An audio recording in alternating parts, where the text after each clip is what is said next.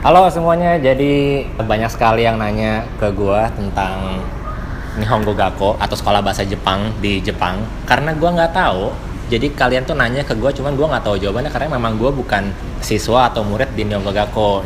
Maka dari itu, gua sekarang punya narasumber yang sangat terpercaya karena dia udah lulus dari Nihongo Gakko setahun 3 bulan untuk ngejelasin ke kalian seperti apa Nihongo Gakko atau sekolah bahasa Jepang di Jepang. Yeay, sekarang ada Niar dan kayaknya nggak usah diperkenalin ya karena Niar udah beberapa kali ada di video gua. Buat yang nonton vlog gua dari belakang itu Niar. Ya, biasanya kalau numpang lewat Iya, numpang lewat. Terus waktu kapan sih kita bikin video? Tahun baru. Samyang sama tahun baru. Niar, aku kan banyak dapat pertanyaan soal Nihongo Gakko. Nah, aku nya nggak bisa jawab gitu. Kadang-kadang aku harus Google dulu, cuman takutnya salah kasih informasi. Jadi ya kita ngobrol santai aja tentang Nihongo Gakko di Jepang. Oh, pertama, Niar tuh nama tempatnya apa? Nama tempatnya itu Nihongo Center. Udah aja, toh Nihongo Center. Nihongo Center aja. Di Kyoto. Letaknya di Shijokawara Machi. Oh. Daerah Kyoto. Terus kalau di Kyoto sendiri ada berapa Nihongo Center? Ada berapa Nihongo Gakko? Yang aku tahu nama sekolahnya itu cuma 2, Nihongo Center sama Minsai, Kyoto Minsai. Pasti terkenal tuh. Nah iya, kalau Minsai aku tahu. Ya kan? Terus kenapa milihnya Nihongo Center?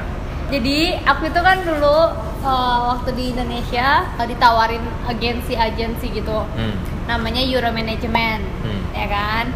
Nah di Euro Management itu kalau mau kuliah di luar negeri, terutama Jepang, kita disediain dulu sekolah bahasa setahun. Nah di Euro Management milihnya Nihongo Center, makanya aku bisa masuk di Nihongo Center karena itu. Namanya Euro Management. Sebenarnya itu untuk Euro Management. Iya, sebenarnya itu untuk ke ke Eropa. Cuma dia buka aku angkatan pertama gitu dan cuma sendiri. Oh gitu, angkatan pertama. Angkatan pertama dan sendiri. Angkatan keduanya si Marshall, kenal kan? Oh iya. Marshall. Iya, itu. Ya. Itu mereka yang nyari Niar apa Niar nyari Euro Management? Mereka datang ke sekolah aku. Oh. Untuk presentasi gitu kan. Waktu itu kelas 3. Mau universitas mereka nawarin. Aku berminat, ya udah datang ke Euronya di Menteng. Ada website-nya nggak sih? Aku lupa. Ada kali ya? Ada lah, kalian buka aja di Google. Euro Management Indonesia. Berarti dia kayak agen untuk ngebantu kita sekolah di luar negeri. Iya. Dan gak cuma di Jepang, aslinya memang buat di Eropa. Aslinya di Eropa, terutama di Jerman. Oh, Jerman. Nah, banyak tuh yang mau ke Jerman. Iya. Cuma akunya yang Gita Savitri. Terus Nara. Kalau dari soal biaya, udah terang-terangan aja. Biayanya berapa? Kalau biaya karena aku ikut agensi itu bisa habis 100 juta lebih. Sampai lulus. Maksudnya setahun. Setahun doang. Oh, biaya sekolah aja itu? Itu sekolah sama apartemen 3 bulan pertama, terus sama guide selama 1 bulan. Waktu itu guide aku Mbak Muna. Oh. Makanya aku kenal Mbak Muna gitu. Jadi prosesnya ketika udah oke, dari Euro Management-nya milih 1 guide untuk Niar gitu? Iya. Oh, oke. Gitu. Kalau misalnya nggak pakai Euro itu berapa? Nah, itu lebih murah lagi. Berapa kira-kira? Aku sih waktu itu kan perpanjang 3 bulan. Itu habis 40 jutaan. 3 bulan 40 juta? Iya. Jadi sekolahnya aja 3 bulan. 3 bulan tuh 40 juta. Kalau di yenin itu sekitar 30.000 sekianan. 300.000 kali 40 juta kan? Gimana sih, Kak? 300.000 yen lah, 40 juta mah. Masa oh iya ya. 30.000 yen mah. Oh iya, 300 juta lebih. Iya, 300 juta. 300 juta. 300.000 yen. 300.000 yen. Lebih. Oh, itu 3 bulan. 3 bulan. Kalau biaya setahunnya ada nggak? Mereka 3 bulan, 6 bulan, setahun. Nah, setahun itu berapa? Setahunnya itu ya aku nggak tahu. Soalnya 6 bulan? Ya 6 bulan berarti tinggal ditambahin aja. Oh, nggak ada kayak diskon gitu kalau 3 bulan, 6 bulan lebih murah. Oh, oke. Tapi kayaknya kalau setahun lebih murah gitu. Karena kan nggak ada yang 9 bulan kan. Iya. Jadi setahun lebih murah. Terus masuknya dari bulan April? Masuknya itu bulan April sama bulan Oktober. Fall sama spring? Yes. Ya, oke. 50 sampai 100 juta? 50 sampai 100 jutaan. Kalau mau lebih murah. Setahun. Terus prosesnya sampai di sini nih udah oke, semua pembayaran itu di Indonesia. Semua pembayaran di Indonesia. Harus dilunasin di Indonesia. Iya. Terus kalau udah lunas segala macam, udah nentuin fix tanggal berapa berangkat ke Jepang. Terus nanti guide-nya itu gimana? Sampai di Jepang dijemput kah? Ini kalau Euro Management ya. Kalau Euro Management itu mungkin merekanya udah euronya sama guide itu udah apa namanya kong terus ya, udah kolaborasi lah. Udah berdiskusi segala macem. Jadi pas aku nyampe di Jepang, mereka jemput, terus kayak bus juga segala macem gitu udah disediain sama mereka. Jadi sampai bandara, sampai Kansai udah dijemput segala macam. Udah dijemput segala macem. Wow. Aku boro-boro ya karena memang ada Euro Managementnya itu. Iya. Terus selama sebulan tadi kan di guide itu kayak ngurusin apa aja administrasi. Kalau aku sih guide-nya nggak setiap hari. Jadi aku kalau misalnya aku butuh, aku minta tolong guide aku untuk nganterin ke sini.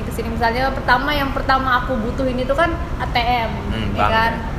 Bank, terus daftar kesehatan juga, asuransi, terus ngasih tahu kalau misalnya mau bayar segala macam, misalnya harus ke Lawson atau kemana, bisa bayar listrik, terus bil tagihan tagihan, terus kayak bayar apartemen kan juga kan tergantung kan, bisa di Nihongo Centernya atau bisa di kombini gitu ya. Kalau aku terus udah masuk bukan perkuliahan ya, jadinya apa namanya?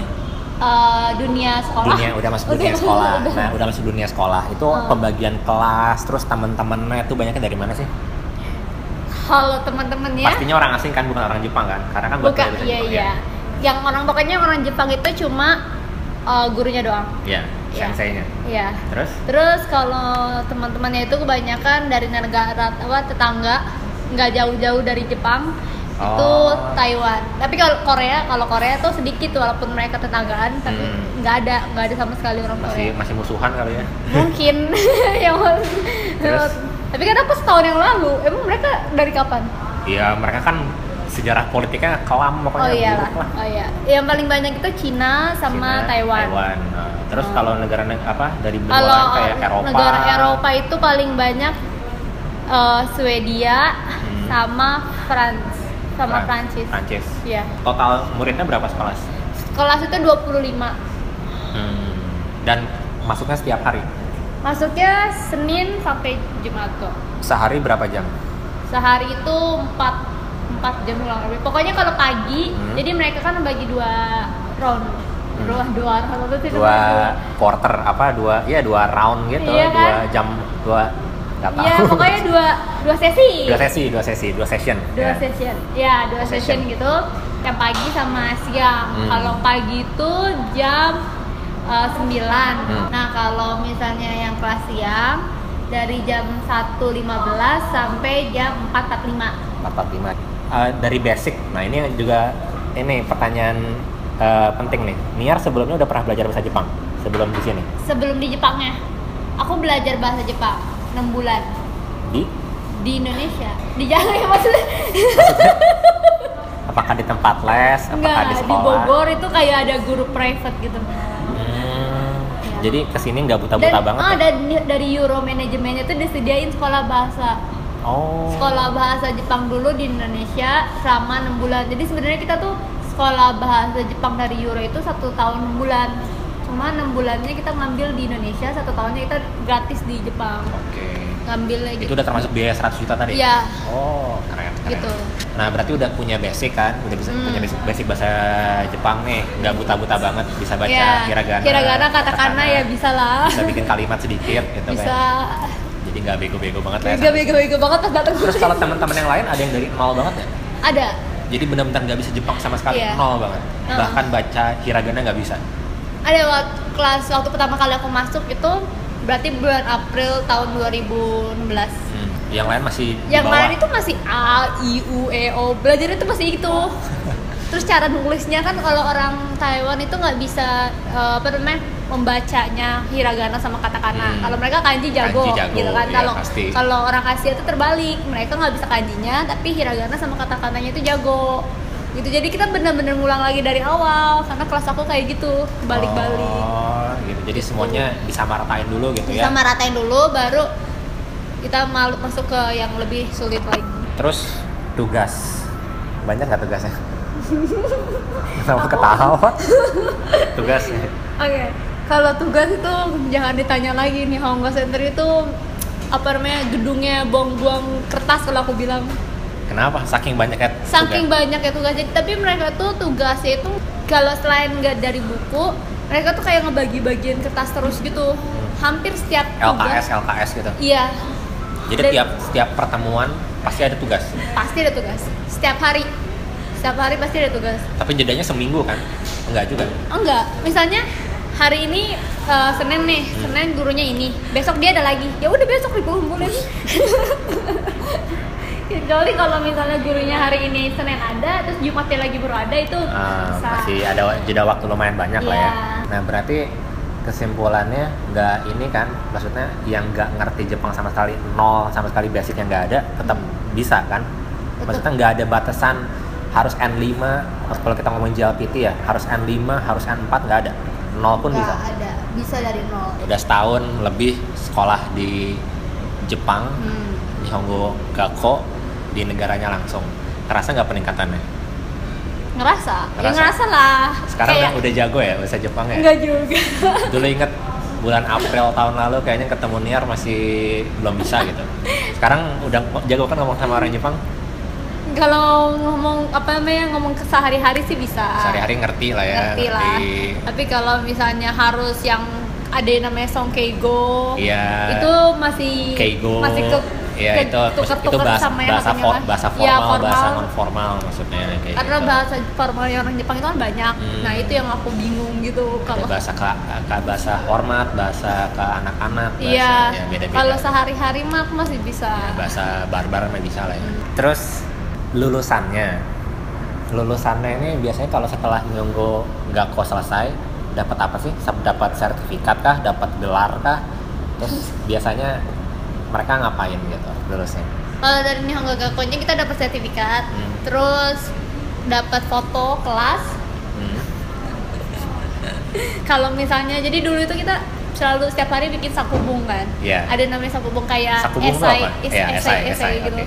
Kayak esai gitu, tapi yang pakai cara tulisnya itu Jepang gitu kan. Pola kalimatnya harus bagus ya. ya. Kayak gitu. Nah, itu kita semuanya dari semester awal sampai akhir itu dikumpulin, terus nanti dikasih ke kita akhirnya. Hasilnya selama ini berarti kalau yang rajin nih kelihatan nih banyak numpuk kan, kalau yang nggak rajin tuh yang tipis. Jadi kelihatan juga progres dari awal ya. Awalnya nulisannya masih hiragana semua, sekarang gitu. Udah ada kanji-kanjinya dikit, jadi kelihatan progresnya. Terus kalau setelah lulusnya mereka tuh belajar bahasa Jepang tuh buat kerja atau buat lanjut kuliah lagi atau buat apa?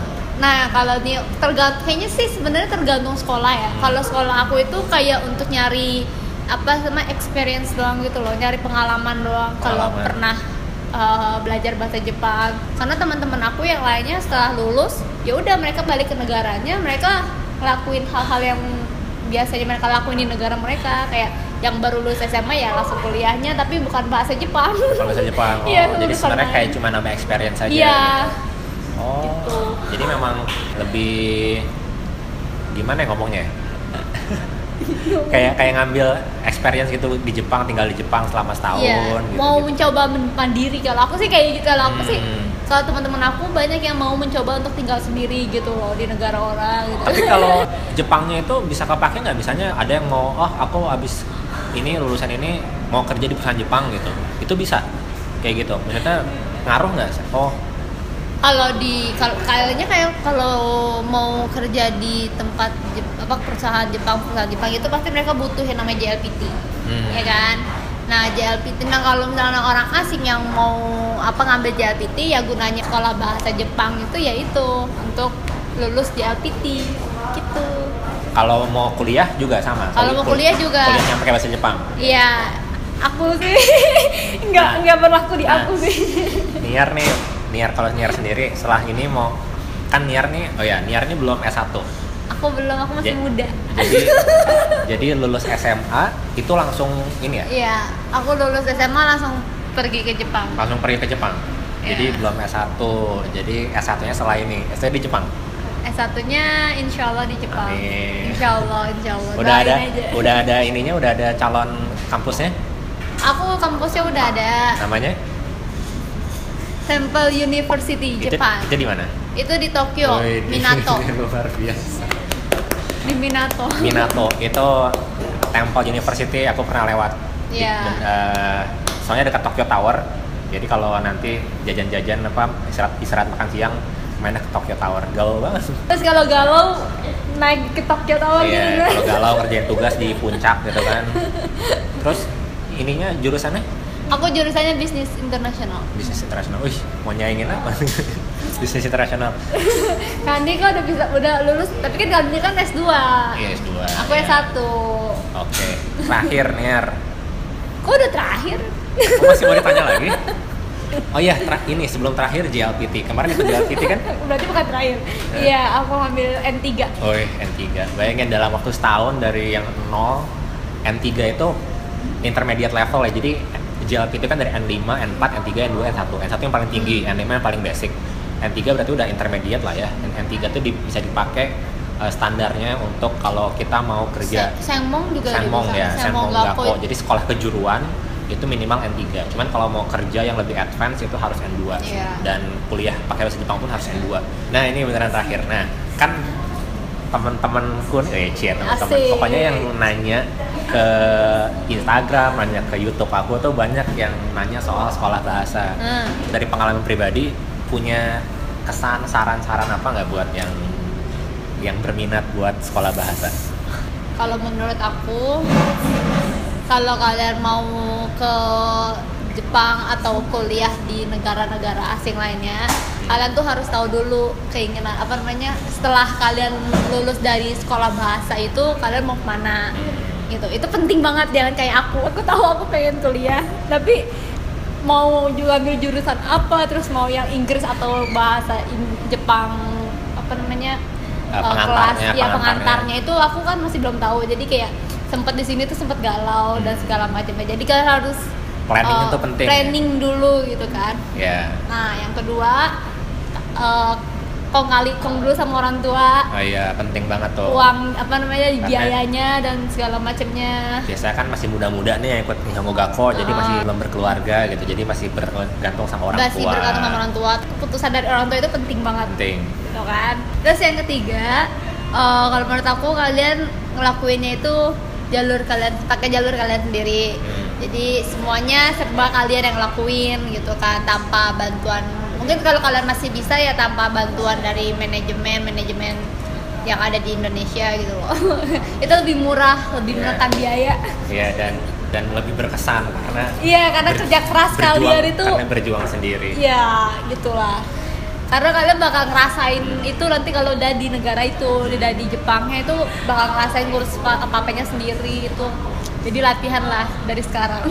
Terus penutup kan Niar sekolah sambil kerja, sambil part time, baito. Bagi waktunya susah nggak? Bagi waktunya enggak sih. Enggak. Jadi kalau misalnya contohnya gimana dalam sehari gitu?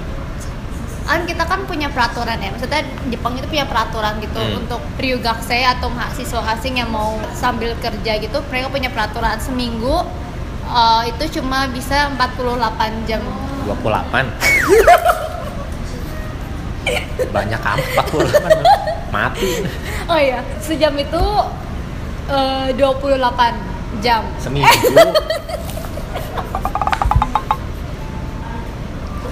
Oh my god.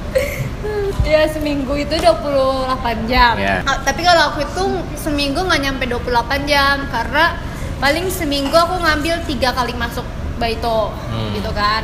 Karena aku juga masuk 5 jam gitu paling. Sekali masuk 5 jam. Jadi 15 jam seminggu. Ya hitungannya 15 jam seminggu lah gitu kan. Karena aku juga nggak mau keganggu terus kan kalau setiap hari baito gitu. Siap. Gitu. Oke. Siap. Oke, makasih Nia. Sama-sama. Semoga sukses S1-nya. Ntar kita ketemu di Tokyo ya. Baiklah. Nia pulang nih besok ke Indonesia. Ya, aku besok pesawat. Enggak sih, aku besok ke Tokyo. Ke Tokyo, terus pesawatnya lusa. Pesawatnya itu lusa. Iya, lusa. Gitu. Jadi, sampai ketemu di Indonesia. Kalau keandikannya di sini aja. Iya, yang mau ketemu Niar di Indonesia nanti karena lusa pulang. Nanti kesini lagi, insya Allah September. Insya Allah September, masuk September. Oke, dadah Niar. Dah, Kandika. High five dulu. Bye-bye. Sukses ya. Dadah semuanya. Dadah semuanya, makasih ya.